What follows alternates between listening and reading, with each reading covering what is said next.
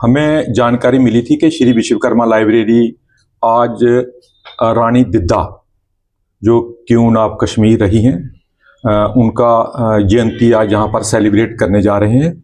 इस संदर्भ में हमें ये भी जानकारी मिली थी कि इन्होंने कुछ बच्चों को जहाँ इसी उपलक्ष्य में बच्चों को नोटबुक्स भी देंगे और हम जो इस लाइब्रेरी के ऑर्गेनाइजर्स हैं उनसे पूरा रानी दिद्दा का इतिहास जानने का प्रयास करेंगे अपने व्यूअर्स के लिए। सर प्लीज हमें बताइए आज के कार्यक्रम के बारे में। आज ये जो हमने रानी दिद्दा की आप तस्वीर देख रहे हैं, ये कश्मीर की महारानी रही है 980 से लेके 1003 तक, करीब 23 साल।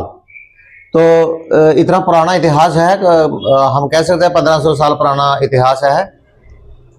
रानी दिद्दा जो है ये लोहार डायनेस्टी पुंछ और बारामूला के बीच में जो इलाका है, पीर पंचाल का इलाका जो है, वहाँ पर एक लोहार डायनेस्टी रही है।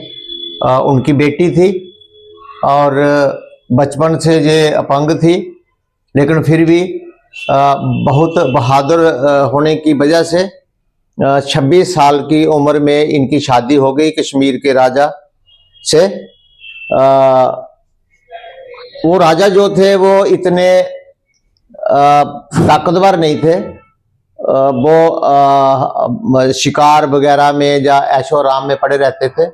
तो ऐसे में जो रानी दिद्दा थी उसने राजपाट चलाने में अपनी भूमिका जो है वो निभाना शुरू कर दी। तो बाई चांस राजा की डेथ भी हो जाती है जल्दी। उसके बाद रानी ने बहुत सारे लोगों ने विद्रोह करना शुरू किया, लेकिन रानी ने सबको सजा दे के, सबका मुकाबला करके, सबको डोमिनेट करके अपना राजपाट जो है वो संभाल के रखा। और अपने राजपाट में ये भी पढ़ने को मिलता है कि ये जो रानी है इसके होते हुए मोहम्मद गजनी जो है वो भारत पर नॉर्थ इंडिया पर अटैक करने की जब सोचता था तो रानी की वजह से वो यहाँ अटैक नहीं करता था, क्योंकि उसको पता था कि ये रानी जो है बहुत स्ट्रांग है, बहुत ताकतवर है और इसके आगे मैं टिक नहीं पाऊंगा।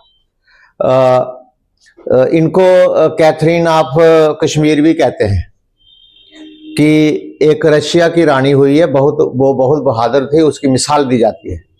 तो इसलिए रानी दिद्दा जो है ये लोहार वंश से होने की एक और सबूत वहाँ पे अगर देखना चाहें तो पुंछ में एक लोहार देवता का अभी भी वहाँ स्थान बना हुआ है। शायद वो लोहार वंश के राजा जो है उनका निशान रहा होगा।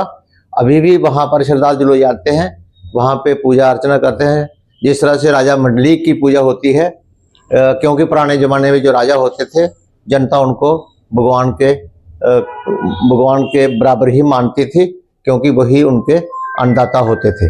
तो रानी दिद्दा को इतिहास में बहुत सारे लेखकों ने मेंशन किया हुआ है, लेकिन ये बदकिस्मती है कि जम्मू कश्मीर के इतिहास में या जम्मू कश्मीर के लोगों को ये चीज़ पता ही नहीं है, या जम्मू कश्मीर की औरतों को ये पता नहीं है कि अगर 1500 साल पहले एक लड़की राजा बन सकती है अपनी सती को चैलेंज करके कि मैं सती नहीं होंगी, मैं अपने हस्बैंड के साथ नहीं मरूंगी, मैं अपना राजपाट चलाऊंगी, तो आज की लड़कियों को भी ये जानकर काफ़ी उनको एक इंस्पिरेशन मिल सकती है, प्रेरणा मिल सकती है कि हम भी कुछ बन सकते हैं।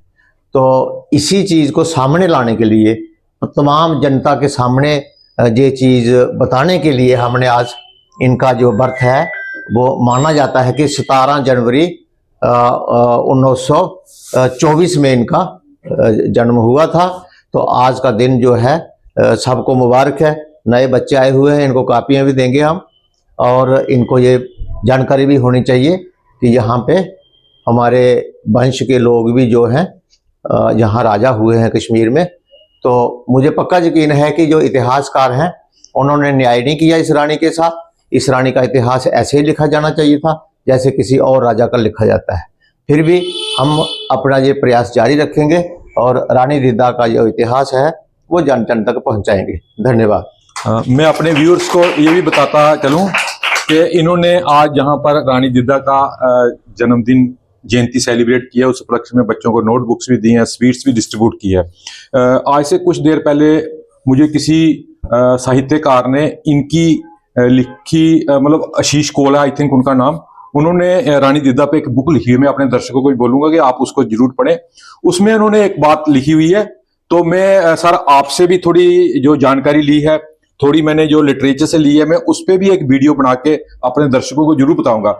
उसमें उन्होंने ये बोला है कि उन्होंने अपनी विकलांगता, वो बेसिकली हैंडीकैप थी, पोलियो हुआ था, उन्होंने अपनी विकलांगता को अपनी कमजोरी नहीं बनने दिया।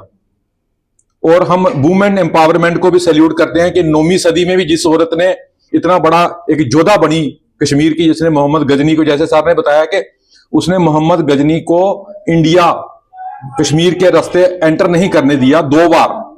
तो ऐसी महान योद्धा को हम सैल्यूट करते हैं। धन्यवाद सर।